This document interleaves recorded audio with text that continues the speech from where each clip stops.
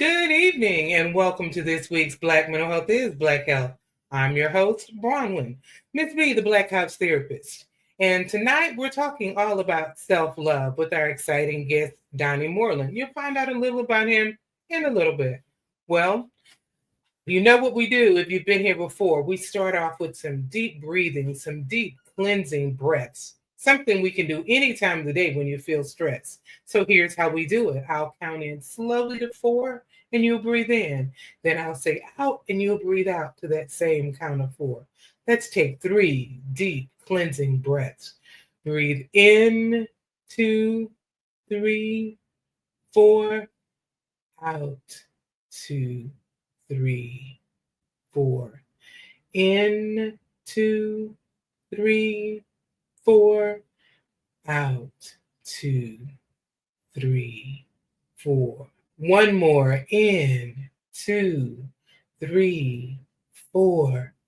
Out, 2, 3, 4. Just those breaths that you can take any time of day or night. How was that breathing for you, Donnie? Necessary. Very necessary.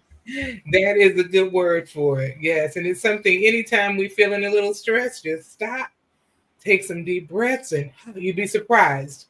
Puts more oxygen in your brain. You're allowed to think a little clearer. It's a good thing. So tell us who you are and something cool about you.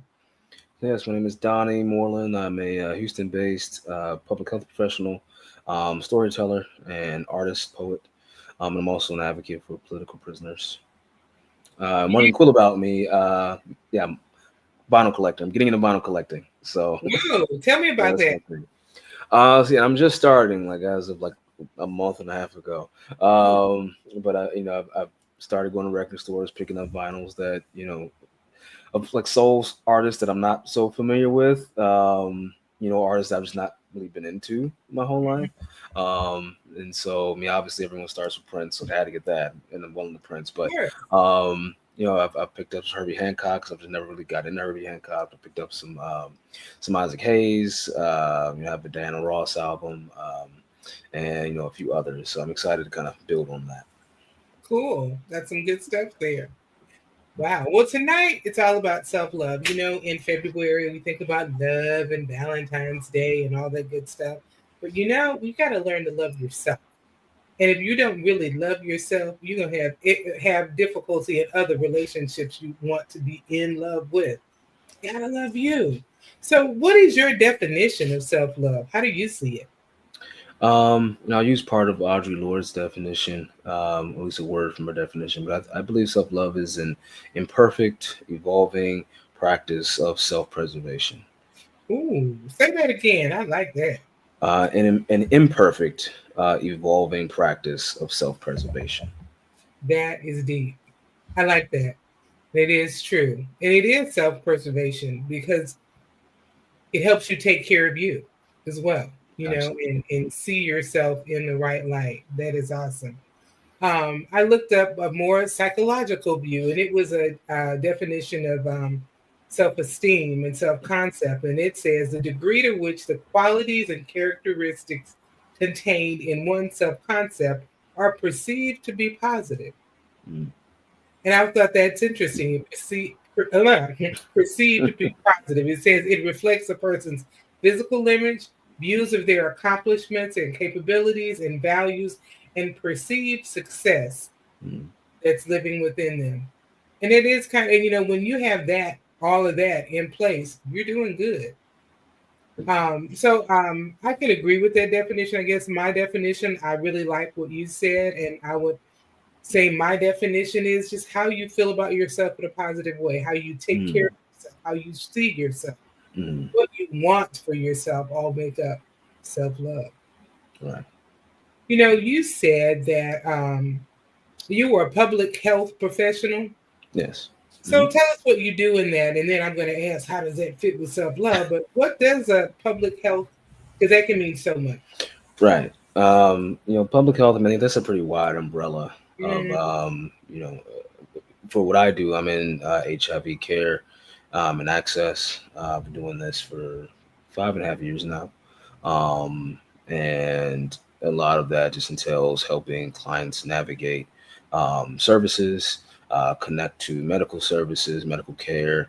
A lot of time it's, connecting folks who are recently diagnosed, as in like a few days from diagnosis, help them kind of navigate the emotional landscape of that, and getting into establish a care team. But there's also an element of public education, because there's still a lot of stigma around HIV care, and HIV in general. There's still a lot of social shaming, and social shaming practices uh, that we have to take into account when we are doing our jobs. The people come in already stereotyped or willing to stereotype themselves. Um, and so I've done that. Well, doing that at least for the next few months because my role is being dissolved in July.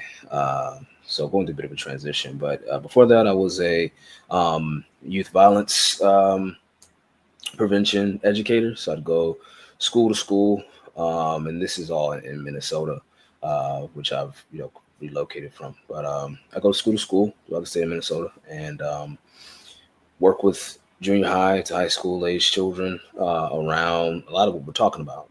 So working on positive self image,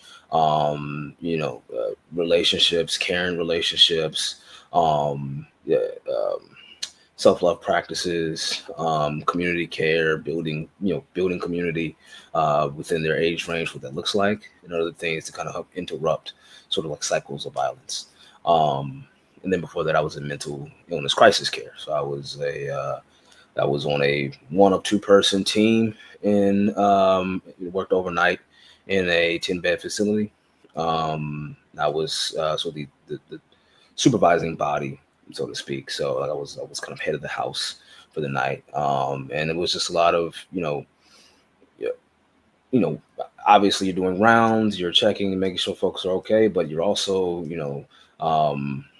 working with folks overnight, doing kind of interventions and assessments and preparing folks for discharge in the morning, and you're really kind of, because it was only two of us. It was you're kind of really at the beck and call of like however the night goes, just because folks are at different stages of their mental health and symptomology. So it was an interesting experience, but those are my experiences in public health kind of overall. With all of those experiences, um, how does self love impact the people you've worked with? Because Um, you had a broad span, but they were all people in need in some kind of way. How could self and love impact that? I think that's why my definition, I say it's imperfect, is because one thing I've learned is that self love, like self care, and self respect, and all things to do with like self and self image, um, it's all very much conditional. It depends on where you are, in relationship to like your material conditions, like your physical world, like your access to financial resources, food and shelter and other things. I think you know, depending on where we are, we're going to take for granted how those things affect our self image. And Mm, so, if you're working with someone that's unhoused and living in a car and, recently diagnosed, with HIV and just don't know, the conversation about self love is going to be a bit different than, working with someone who, in respect to like my current position, someone who's has established care and is financially resourceful and all those things. So that conversation is gonna look different. It's gonna look very much so like self love being, hey, you just deserve to live. You just deserve to live today, and I need you to not just hear that, but like live in that. And how do we get you there, right? And that's all of us. But sometimes that message is so much more urgent for someone, just because they may be you know a few hours out from doing something that we as professionals can't control. Um, and so it's something that it's going to look different for everyone. That they're not always going to be able to access at all times, just like that inner voice and controls and it's like that's okay. Hey, look, you just showing up today, calling the line and saying, I need that's self love, and that's enough. mhm. And tomorrow you might not do that. You might not answer the phone. That you might be deep in the dumps, but that does not mean that you're not worthy or valuable. So yeah, it's not going to be perfect. It's going to be messy, but so long as you're showing up for yourself and your self preservation, that's enough. I think that statement you made is so powerful. You deserve to live. And you're right, depending on where you are and what's going on, your physical world, like you said, someone who's unhoused, or you just found out you have HIV, or you just found out you have cancer, you just found out your loved one died, or someone broke up with you and broke your heart. And all of these things can impact how we feel about ourselves, even though they're external, but it impacts how you feel about yourself. You could be, like I said, it could be a broken relationship. You've been married for 23 years and your husband comes in or wife comes in and says, I'm gone, I'm leaving you. And my bags are already packed and I already have another place to stay. Right. Um, you can be devastated by Mhm. these things. So you're right. I never thought about self love being situational or conditional. When you said the word conditional, I was like conditional, but you're right, based on the condition you're in. But that statement, you deserve to live.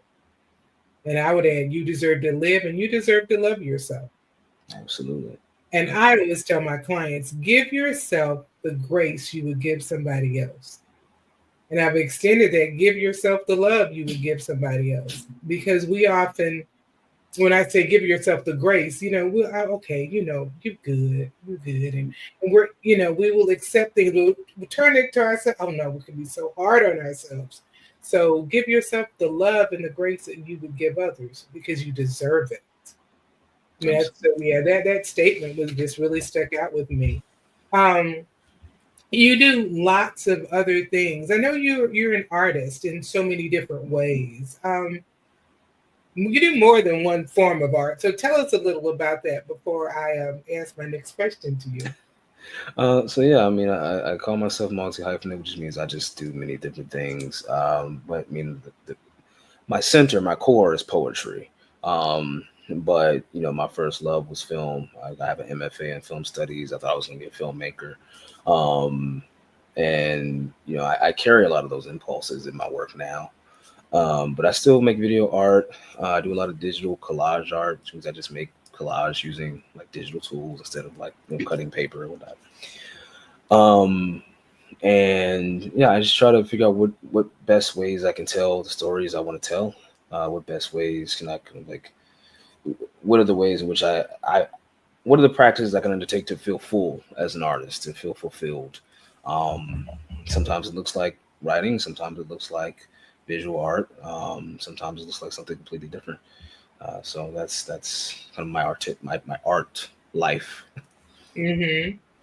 Um, do you see your art life as a form of way you can express your own self love? Yes, in a way. I think that like many artists, especially with writing, it's one of the most isolating uh, artistic practices, and so even in that, it's still a matter of like a matter of honesty you have to bring to the page. I think to access your best work. Um, and I'm someone that's open right now, even my work. They're like, hey, look, I'm still working through quite a bit. Whether it be like how I became a single father, whether it be my relationship with my father, whether it be my history of mental health and mental health disorders, I'm still working through quite a bit, and so sometimes it's hard for me to you know like fully see myself how I would love to see myself, and I just have to like write about that. Like I'm not having the best relationship with how I feel or how I look today, and it's just like Hmm. writing that. And I think maybe in that is an act of self love, like that kind of like honesty or radical honesty. But I think in a traditional capacity, people think about self love. Like, hey, I love myself. Sometimes it's hard for me to just write that, and I have to write that. Like today, it's hard for me to say I love myself. Um, and so yeah, it's a that's why I say it's an ever evolving sort of like relationship that carries into my arts practice.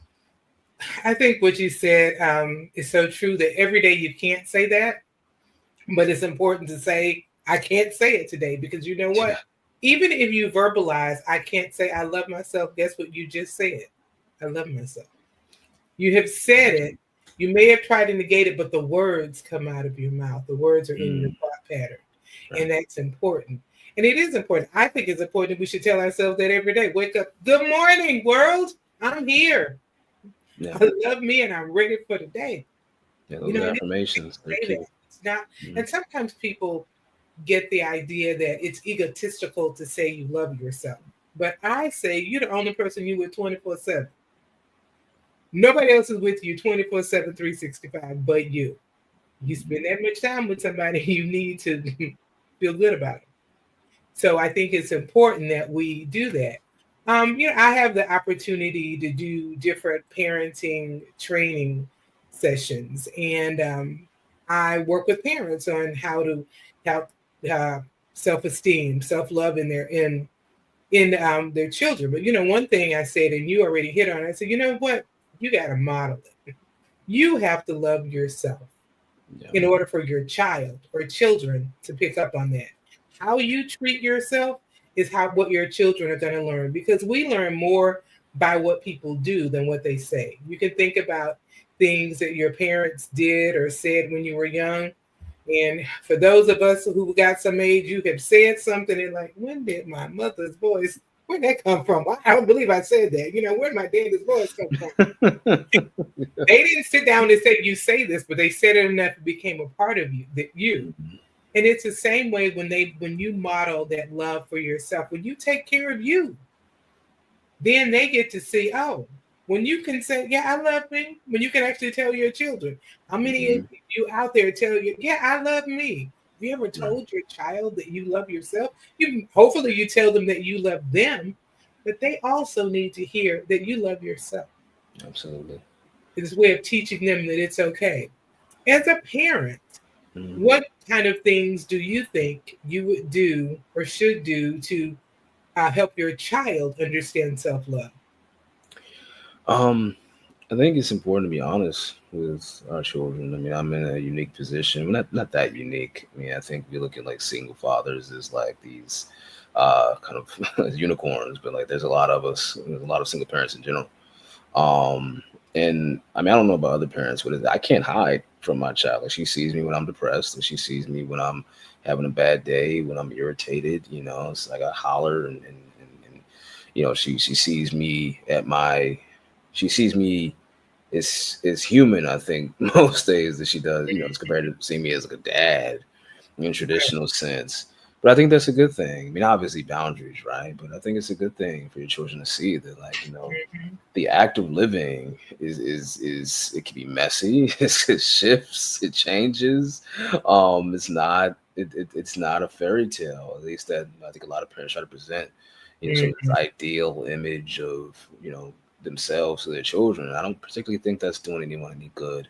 Um, and so, I try to be honest. I try to let her know, like, when I'm having a bad day, at least in the language she can understand. She's 5.5, so there's only so much you can say. But it also teaches me how to, communicate with her, so she Right. knows, like, okay, this is what dad has going on, and it's not perfect, but I try to do my best. I do my best to Hmm. invite her into my world. It's like, you're 5.5, I'm 31. We're figuring this out together. Hmm. We are a team.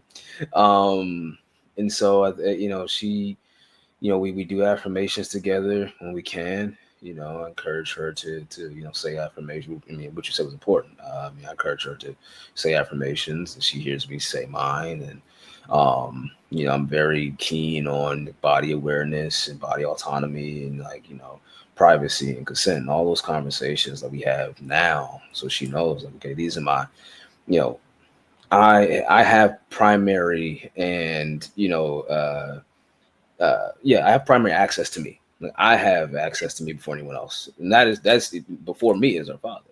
It's like I have primary access to me, and so I think that there's this thing of like ownership too. Like parents think, like, I own my child. It's like you don't, they're your responsibility, but you don't own them. Right. And I think they have to learn that early, that no one owns me, right? So Hmm. teaching that autonomy and that sovereignty of space, um, in your way. right? I think Mhm. that's important too. Like all the things that create building blocks for someone that can look at themselves and say, "I'm fully human and fully realized." Especially for Black children, especially for little Black girls, which is that's my child is this little Black girl. So, I think that all of that plays a role in like creating conditions for the child to see themselves. Hey, I love myself, including saying like, "Hey, say you love yourself." Mhm. Mhm. Absolutely. um, so yeah, and none of that is perfect. None of that are things that I do every single day, but it's what I attempt to employ as much as I can and I'm conscious of, kind of in the moment.